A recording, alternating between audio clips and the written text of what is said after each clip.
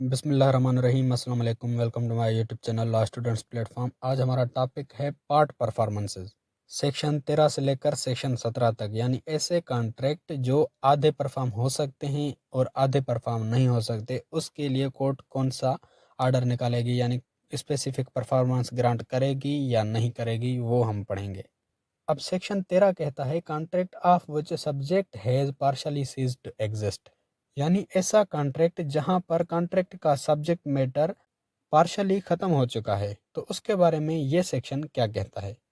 Not with standing anything content in section 56 of contract act 1872, यानी जो भी चीज़ contract act के 56 सेक्शन में मौजूद है उसके बावजूद, यानी उसको छोड़ के वो अपनी जगह अप्लाई होगी। और इसके आगे ये सेक्शन कहता है कि a contract is not wholly impossible of performance because of a portion of its subject matter existing at its date has ceased to exist at the time of performance, यानी जिस सब्जेक्ट मैटर पे contract हुआ था वो subject matter आधा ख़त्म हो चुका है लेकिन आधा मौजूद है, तो वो कॉन्ट्रैक्ट पूरे तरीके से परफॉर्म करना इम्पॉसिबल नहीं है, यानी पॉसिबल है। यानी इस सेक्शन में ये कहता है कि अगर कोई भी ऐसा कॉन्ट्रैक्ट किसी सब्जेक्ट मैटर पे हुआ है और वो सब्जेक्ट मैटर का थोड़ा या आधा पोर्शन ख़त्म हो चुका है लेकिन आधा पोर्शन अभी भी है, तो ये सेक्शन कहता है कि वो कॉन्ट्रैक्ट, उस सब्जेक्ट मैटर पे जो कॉन्ट्रैक्ट है वो इन्फोर्स हो सकता है, वो स्पेसिफिकली परफॉर्म हो सकता है। अब इसको एक एग्जांपल से समझते हैं। अब मिसाल के तौर पर A contracts to B to sell his house for 1 lakh but at the time of performance a small portion of home was burnt and B refuse to buy house, A can compel him through the court under this section. अब मिसाल के तौर पर ए और B के बीच में एक contract हुआ। ए ने बी को कहा कि मैं आपको एक हाउस जो है सेल करूंगा 1 लाख रुपए में। अब इन दोनों के बीच में कॉन्ट्रैक्ट हुआ। अब जब कॉन्ट्रैक्ट परफॉर्म करने की बारी आई उससे एक दिन पहले उसके घर का एक पोर्शन जल गया, यानी अगर उस घर में 5 कमरे थे तो एक रूम जल गया। अब बी कहता है कि मैं ये घर नहीं खरीदूंगा क्योंकि इसका आधा पोर्शन जल गया है। तो यहाँ पर ए जो है इस सेक्शन के तहत बी को कंपेल कर सकता है स्पेसिफिकली परफॉर्म करने के लिए, कॉन्ट्रैक्ट को फुलफिल करने के लिए, क्योंकि यहाँ पर कोर्ट कहेगी कि जिस सब्जेक्ट मैटर पे कॉन्ट्रैक्ट हुआ था, यानी घर पे जो है कॉन्ट्रैक्ट हुआ था, उसका थोड़ा पोर्शन जल गया है लेकिन आधा पोर्शन उसका अभी भी बाकी है।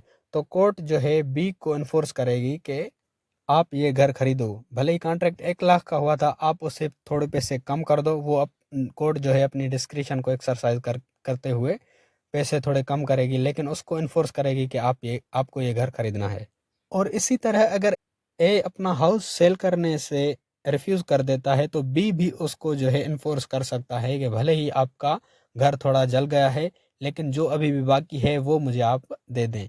यानी दोनों पार्टीज एक दूसरे को कंपेल कर सकती हैं जो अगर पार्टी परफॉर्म नहीं करना चाहती। तो सिंपली ये सेक्शन ये कहता है कि अगर किसी भी सब्जेक्ट मैटर पे कॉन्ट्रैक्ट हुआ है और वो सब्जेक्ट मैटर का आधा पोर्शन ख़त्म हो गया है तूफ़ान की वजह से या उसको आग लग गई है और आधा पोर्शन अभी भी है, तो इस टाइप का कॉन्ट्रैक्ट इन्फोर्स हो सकता है। जैसे मैंने आपको घर का मिसाल दिया, यानी अगर एक बंदे ने दूसरे बंदे को कहा कि मैं आपको ये घर सेल करूँगा और कॉन्ट्रैक्ट होने के बाद घर का थोड़ा हिस्सा जल गया और अगला बंदा खरीदने से इनकार कर रहा है, तो ये बंदा उसको इस सेक्शन के तहत, सेक्शन 13 के तहत उसको इन्फोर्स कर सकता है, कंपेल कर सकता है कॉन्ट्रैक्ट को पूरा करने के लिए। और अगर ये बंदा सेल करने से मना कर रहा है तो वो भी बंदा इसको कंपेल कर सकता है सेल करने के लिए। उसके बाद हमारा आता है section 14, specific performance of part of contract where part are unperformed is small. ऐसे कॉन्ट्रैक्ट की स्पेसिफिक परफॉर्मेंस जहां पर जो पार्ट अनपरफॉर्म्ड है वो स्मॉल है। Where the party to a contract is unable to perform the whole of part of it, यानी ऐसा कॉन्ट्रैक्ट जहां पर जो पार्टी है वो उस कॉन्ट्रैक्ट के सारे पार्ट को परफॉर्म नहीं कर सकती, but the part which must be left unperformed bears only small proportion to the whole in value and admits of compensation in money. लेकिन जितना भी वो परफॉर्म कर सकती है वो पार्ट ज़्यादा है और जो परफॉर्म नहीं कर सकती वो स्मॉल है। और अगर वो पार्ट जो स्मॉल है वो परफॉर्म नहीं हो रहा, अगर वो परफॉर्म ना भी हो तो अगले पार्ट पे कोई असर नहीं पड़ता, उसके बदले पैसों में जो है कंपनसेशन लिया जा सकता है। द कोर्ट में at the suit of either party direct specific performance of so much of the contract as can be performed and award compensation in money for deficiency। तो जो कोर्ट है वो किसी भी पार्टी को इन्फोर्स करेगी इस सेक्शन के तहत स्पेसिफिक परफॉर्मेंस के लिए, और जो पार्ट कॉन्ट्रैक्ट का परफॉर्म नहीं हो सकता यानी जो स्मॉल है, उसके बदले उस जो पार्टी डिफ़ॉल्ट में है उस पे कंपनसेशन इम्पोज कर देगी। अब इसको हम एग्जांपल से समझेंगे। अब ये एग्जांपल लिखा हुआ है इलस्ट्रेशन में। इसमें कहता है कि ए ने बी को कहा कि मैं आपको 100 एकड़ ज़मीन सेल करूंगा। इन दोनों के बीच में कॉन्ट्रैक्ट हो गया। बाद में पता चला कि ए के पास सिर्फ 98 एकड़ हैं, 2 एकड़ से किसी स्ट्रेंजर की हैं। तो यहाँ पर जो पार्ट परफॉर्म हो सकता है वो लार्ज है, यानी 98 एकड़ से ए जो है वो बी को दे सकता है, लेकिन जो 2 एकड़ है वो किसी और की ज़मीन है, वो बी को वो नहीं दे सकता। तो अगर यहाँ पर देखा जाए जो 2 एकड़ हैं, अगर वो नहीं भी दिए जाएं तो वो इतने ज़्यादा इम्पॉर्टेंट नहीं हैं, और वो जो 2 एकड़ अगर नहीं भी दिए जाएं तो वो 98 एकड़ की इंजॉयमेंट पे या 98 एकड़ की यूज़ में कोई भी फ़र्क नहीं पड़ेगा उसके ना मिलने से, और अगली पार्टी को इतना लॉस भी नहीं होगा, और जितना लॉस होगा वो पैसों में लिया जा सकता है। तो यहाँ पर ए जो है वो बी को कंपेल कर सकता है इस सेक्शन के तहत कि हम दोनों के बीच में जो कॉन्ट्रैक्ट हुआ था, जो लार्ज पार्ट है जो मैं परफॉर्म कर सकता हूँ वो मैं परफॉर्म करूंगा, और जो मैं परफॉर्म नहीं कर सकता उसके बदले में आपको कंपनसेशन दूंगा। यानी ए ने बी को कहा कि मैं आपको 100 एकड़ दूंगा। उनके बीच में कॉन्ट्रैक्ट हुआ। बाद में पता चला कि ए के पास सिर्फ 98 एकड़ हैं, 2 एकड़ किसी और के हैं। तो बी कहता है कि मैं आपसे ये ज़मीन नहीं खरीदूंगा, हम दोनों के बीच में 100 एकड़ का कॉन्ट्रैक्ट हुआ है, आप मुझे 100 ही दो, 98 में नहीं लूंगा। फिर ए क्या करेगा, इस सेक्शन के तहत कोर्ट जाएगा। कोर्ट जो है वो बी को कंपेल करेगी, बी को कहेगी कि जितना पार्ट वो परफॉर्म कर सकता है वो आपको देगा 98 एकड़, और जितना पार्ट वो परफॉर्म नहीं कर सकता यानी उससे आपको जो भी लॉस हुआ है और जो भी उसने डिफिशिएंसी की है या झूठ बोला है 2 एकड़ का, उसके बदले वो आपको कंपनसेशन देगा। तो यहाँ पर ए बी को कंपेल कर सकता है। इसी तरह बी भी इसी सेक्शन में ए को कंपेल कर सकता है कि अगर इन दोनों के बीच में कॉन्ट्रैक्ट हुआ, ए ने बी को कहा कि मैं आपको 100 एकड़ दूंगा और 98 एकड़ वो दे सकता है, लेकिन 2 एकड़ किसी और के हैं, और इसको मालूम होने के बाद ए कहता है कि मैं आपको सेल नहीं करूंगा। तो बी भी इस सेक्शन के तहत ए को इन्फोर्स कर सकता है। कोर्ट में बी जाएगा कि हम दोनों के बीच में 100 एकड़ का कॉन्ट्रैक्ट हुआ था, लेकिन इसके पास 98 एकड़ हैं और मैं 98 एकड़ ज़मीन खरीदने को तैयार हूँ। जितनी भी वो दे सकता है 98 एकड़ वो मुझे दे, और जो 2 एकड़ वो नहीं दे रहा उसके बदले में वो मुझे कंपनसेशन दे जो भी उसने 2 एकड़ की डिफिशिएंसी की है। तो इस सेक्शन में दोनों पार्टीज कंपेल कर सकती हैं, यानी ए भी कंपेल कर सकता है और बी भी कंपेल कर सकता है। जो भी पार्टी अगर परफॉर्म नहीं कर रही तो दूसरी पार्टी उसको कंपेल कर सकती है। इसका दूसरा एग्जाम्पल है वो भी इस टाइप का है। इसमें भी क्या होता है कि ए और बी में एक कॉन्ट्रैक्ट होता है। ए बी को कहता है कि मैं आपको लैंड भी दूंगा और हाउस भी, और उसके साथ साथ मैं आपको फर्नीचर भी दूंगा। अब इनके बीच में ये कॉन्ट्रैक्ट तो हो गया, लेकिन फर्नीचर की रकम पे, प्राइस पे वो दोनों पार्टीज एग्री नहीं हो रही थी।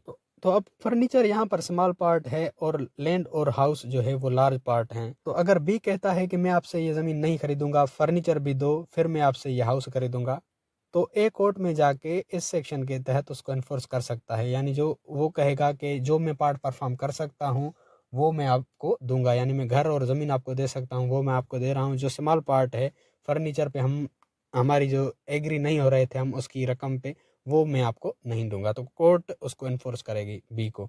इसी तरह बी भी उस इस सेक्शन के तहत ए को इन्फोर्स कर सकता है। यानी अगर ए कहता है कि मैं आपको लैंड और हाउस और फर्नीचर तीनों ही देना चाहता हूं, अगर आप फर्नीचर नहीं खरीदना चाहते तो मैं आपको घर भी नहीं दूंगा, तो बी भी ए को इन्फोर्स कर सकता है ये कह के कि जो पार्ट आप परफॉर्म कर सकते हो यानी जो घर आप दे सकते हो वो मुझे आप दो, और फर्नीचर आप नहीं दे सकते तो वो आप मुझे नहीं दो। तो इसमें ये दोनों पार्टीज एक दूसरे पे जो है इन्फोर्स कर सकती हैं, जो पार्टी अगर अपने हिस्से का पार्ट परफॉर्म नहीं कर रही। इसके बाद है section 15, specific performance of part of contract where part unperformed is large. यानी ऐसे कॉन्ट्रैक्ट की स्पेसिफिक परफॉर्मेंस जहां पर जो पार्ट अनपरफॉर्म्ड है वो लार्ज है। जैसे हमने सेक्शन 13 में पढ़ा कि जहां पर जो पार्ट अनपरफॉर्म्ड यानी जो पार्ट परफॉर्म नहीं हो सकता था वो स्मॉल था, और यहाँ पर पार्ट जो परफॉर्म नहीं हो सकता वो लार्ज है। तो इसके बारे में ये सेक्शन क्या कहता है वो हम पढ़ते हैं। Where a party to a contract is unable to perform the whole of is part of it, and the part of which must be left unperformed forms a considerable portion of whole or does not admit of compensation in money, he is not entitled to obtain a degree for a specific performance. इस section में कहता है कि जहाँ पर जो party है वो कॉन्ट्रैक्ट का जो पार्ट परफॉर्म नहीं कर सकती वो पार्ट लार्ज है, और अगर वो पार्ट परफॉर्म नहीं हुआ तो अगली पार्टी को बहुत ज़्यादा नुकसान भी हो सकता है, और इतना नुकसान होगा यानी वो पैसों में कंपनसेशन नहीं ले सकता। तो यहाँ पर जो डिफॉल्टर पार्टी है वो स्पेसिफिक परफॉर्मेंस की डिग्री ऑब्टेन नहीं कर सकती। लेकिन अगर बट द कोर्ट में at the suit of other party direct the party in default to perform especially so much of his part of the contract as he can perform, provided that plaintiff relinquish all the claim to further performance and all the right to compensation either for deficiency or for the loss or damage sustained by him through the default of the defendant। लेकिन अगर जो अगली party है जिसको नुकसान हो रहा है, जिसने डिफॉल्ट नहीं किया, वो इस बंदे को जो डिफ़ॉल्टर है वो इसको इन्फोर्स कर सकती है कि जितना पार्ट आप परफॉर्म कर सकते हो वो आप करो, यानी स्मॉल पोर्शन आप उस कॉन्ट्रैक्ट का परफॉर्म कर सकते हो वो करो। पर शर्त ये है कि जो प्लेंटिफ है उसको वो सारी चीज़ें छोड़नी पड़ेंगी जो उस पर कंपनसेशन बन रहा है, जो उसको लॉस हो रहा है उस डिफिशेंसी की वजह से, वो सब उसको छोड़ने पड़ेंगे। फिर वो जो है उसको स्पेसिफिकली इन्फोर्स कर सकता है कॉन्ट्रैक्ट को पूरा करने के लिए। अब हम इसको एग्जांपल से समझते हैं। अब इसमें एग्जांपल लिखा हुआ है, इसमें कहता है कि ए ने बी को कहा कि मैं आपको 100 एकड़ दूंगा, इनके बीच में कॉन्ट्रैक्ट हो गया। बाद में पता चला कि ए के पास सिर्फ अपने 40 एकड़ हैं, 60 एकड़ किसी और के हैं। तो यहाँ पर जो पार्ट परफॉर्म हो सकता है वो छोटा है यानी 40 एकड़ से, और जो पार्ट परफॉर्म नहीं हो सकता वो लार्ज है यानी 60 एकड़ से। तो अगर इस टाइप का कॉन्ट्रैक्ट है तो यहाँ पर बी को भी अच्छा खासा नुकसान होगा। तो यहाँ पर अगर बी रिफ्यूज कर देता है कि मैं ये ज़मीन नहीं खरीदूंगा, अगर आपको देने हैं तो मुझे 100 एकड़ से दो वरना मैं 40 एकड़ नहीं खरीदूंगा, तो यहाँ पर ए बी को इन्फोर्स नहीं कर सकता कि आपको ये ज़मीन लेनी है। लेकिन अगर बी चाहे ये कहे कि आप जितना मुझे दे सकते हो यानी 40 एकड़ अगर आप मुझे दे सकते हो तो वो आप मुझे दो, तो बी इसको इन्फोर्स कर सकता है। लेकिन बी को यहाँ पर जो डैमेज हुआ था या लॉस हुआ था या उसकी डिफिशिएंसी की वजह से कोई नुकसान हुआ था तो उसके जो कंपनसेशन वगैरह हैं वो उसको छोड़ने पड़ेंगे। जैसे सेक्शन 14 में हमने पढ़ा था कि अगर वो बंदा 98 एकड़ से दे रहा है और 2 एकड़ की जो डिफिशिएंसी है उसको वहाँ पर जो कंपनसेशन देना पड़ रहा था बी को, लेकिन यहाँ पर बी कंपनसेशन नहीं ले सकता। इसको ये सारे जो राइट्स हैं कंपनसेशन वाले वो जो है इसको वेव करने पड़ेंगे, छोड़ने पड़ेंगे। तो इस सेक्शन में only one party can enforce, एक ही पार्टी इन्फोर्स कर सकती है यानी बी जो है वो इन्फोर्स कर सकता है, डिफॉल्टर जो है वो इन्फोर्स नहीं कर सकता। सेक्शन 14 में दोनों पार्टीज इन्फोर्स कर सकती थी, लेकिन सेक्शन 15 में सिर्फ एक ही पार्टी इन्फोर्स कर सकती है, जो पार्टी डिफ़ॉल्ट पे है वो इन्फोर्स नहीं कर सकती। इसका दूसरा मिसाल है, इसमें ये कहता है कि ए ने बी को कहा कि मैं आपको एक घर दूंगा और उसके साथ साथ एक गार्डन दूंगा, उनके बीच में एक कॉन्ट्रैक्ट हो गया। बाद में पता चला कि ए जो है वो गार्डन नहीं देना चाहता, सिर्फ घर देना चाहता है। तो जो गार्डन है वो घर की इंजॉयमेंट के लिए, घर की खूबसूरती के लिए बहुत ही इंपॉर्टेंट था। तो बी कहता है कि आप मुझे घर भी दो और गार्डन भी दो तभी मैं खरीदूंगा वरना नहीं खरीदूंगा। तो यहाँ पर ए जो है बी को इन्फोर्स नहीं कर सकता। लेकिन अगर बी चाहे, बी ये कहे कि आप मुझे गार्डन ना दो सिर्फ घर दो, तो बी उसको इन्फोर्स कर सकता है ए को, लेकिन ए उसको इन्फोर्स नहीं कर सकता। और यहाँ पर बी को वो कंपनसेशन वाले राइट्स वो सारे छोड़ने पड़ेंगे अगर वो घर खरीदना चाहता है। तो ये सेक्शन थे 14 और 15। सेक्शन 14 में ये कह रहा है कि जो पार्ट अनपरफॉर्म्ड है, जो पार्ट परफॉर्म नहीं हो सकता वो स्मॉल है, और सेक्शन 15 में कहता है कि जो पार्ट परफॉर्म नहीं हो सकता वो लार्ज है। सेक्शन 14 में दोनों पार्टीज एक दूसरे को इन्फोर्स कर सकती हैं, लेकिन सेक्शन 15 में वही पार्टी इन्फोर्स कर सकती है जिसको नुकसान हुआ है। डिफ़ॉल्ट पे जो पार्टी है जिसने झूठ बोला है वो इन्फोर्स नहीं कर सकती, और वहाँ पर सेक्शन 14 में दोनों ही पार्टीज इन्फोर्स कर सकती थी। इसके बाद हमारा आता है specific performance of independent part of contract. किसी भी कॉन्ट्रैक्ट का जो आज़ाद पार्ट है उसकी specific performance. When the part of contract which taken by itself can and ought to be specifically performed stands on a separate and independent footing from an other part of same contract which can not or ought not to be specifically performed, the court may direct specific performance of the former part।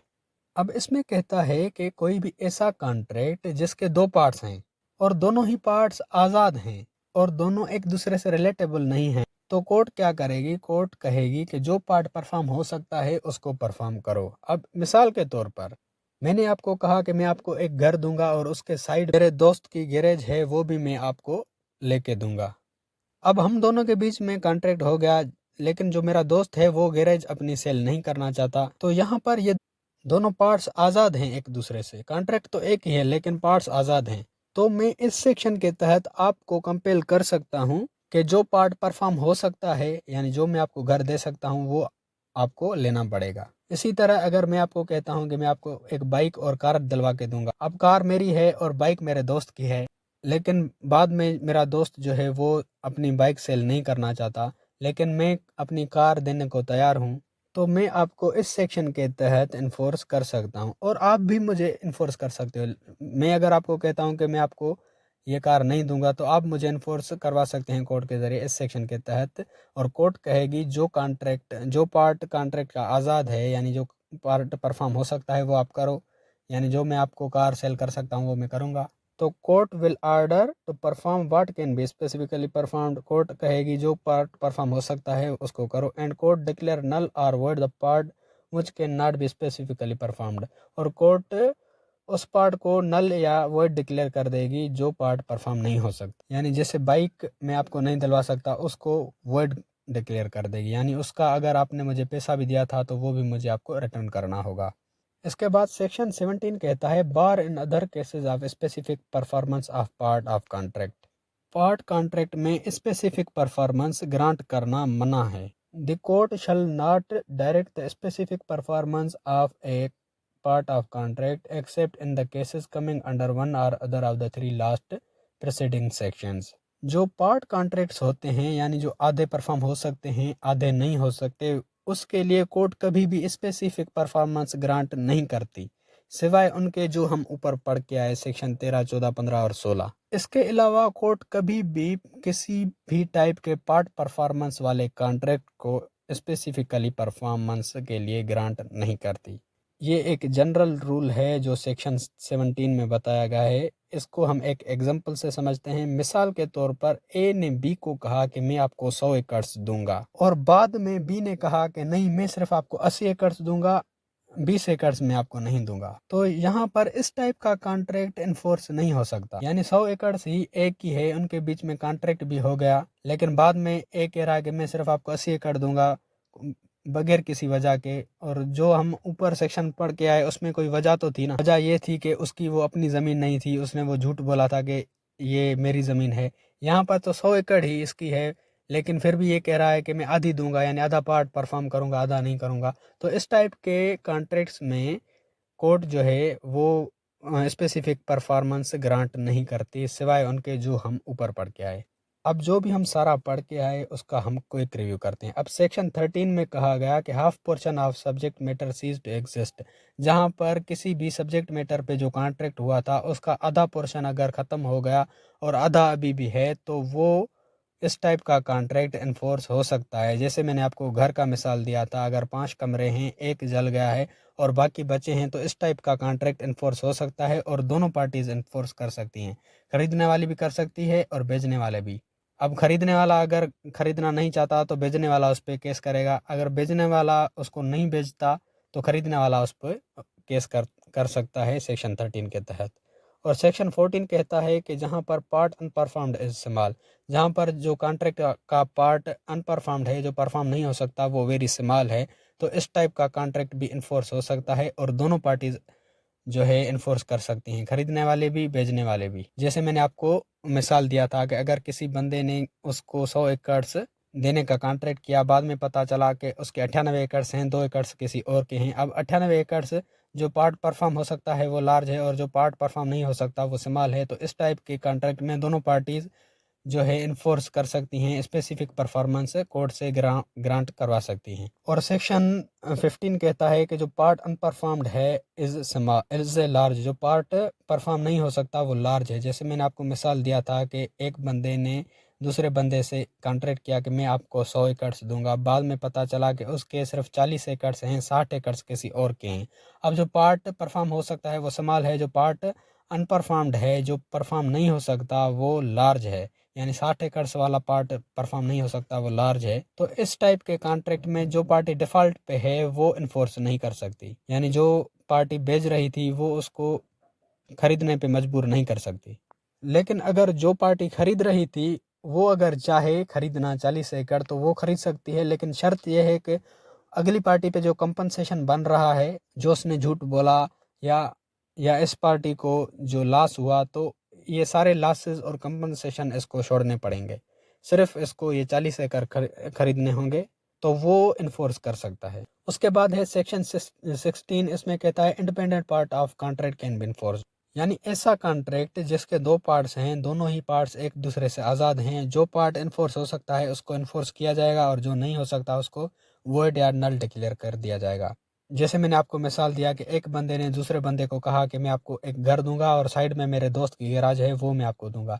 उसके दोस्त ने मना कर दिया, मैं garage cell नहीं करूंगा। अब घर तो सेल हो सकता है, वो आज़ाद है गैराज से, तो कोर्ट यहाँ पर सेक्शन 16 के तहत अगली पार्टी को कंपेल कर सकती है खरीदने को। तो यहाँ पर भी दोनों ही पार्टीज एक दूसरे पे इन्फोर्स कर सकती हैं, भेजने वाली भी और खरीदने वाली भी। और इसके बाद है सेक्शन 17, इसमें कहता है कि specific performance of other part of contract is prohibited except above, यानी कोर्ट कभी भी किसी भी टाइप के पार्ट परफॉर्मेंस वाले कॉन्ट्रैक्ट्स को इन्फोर्स नहीं कर सकती सिवाय ऊपर वाले कॉन्ट्रैक्ट्स के। जो हमने ऊपर पढ़े यही इन्फोर्स हो सकते हैं, अगर कोई और इस कॉन्ट्रैक्ट है जो पार्ट परफॉर्मेंस है वो कॉन्ट्रैक्ट इन्फोर्स नहीं हो सकता। जैसे मैंने आपको मिसाल बताया कि एक बंदे ने दूसरे बंदे को कहा कि मैं आपको 100 एकड़ दूंगा, उनके बीच में ये कॉन्ट्रैक्ट हो गया, लेकिन बाद में वो कह रहा है कि मैं सिर्फ आपको 80 एकड़ दूंगा और 20 नहीं दूंगा।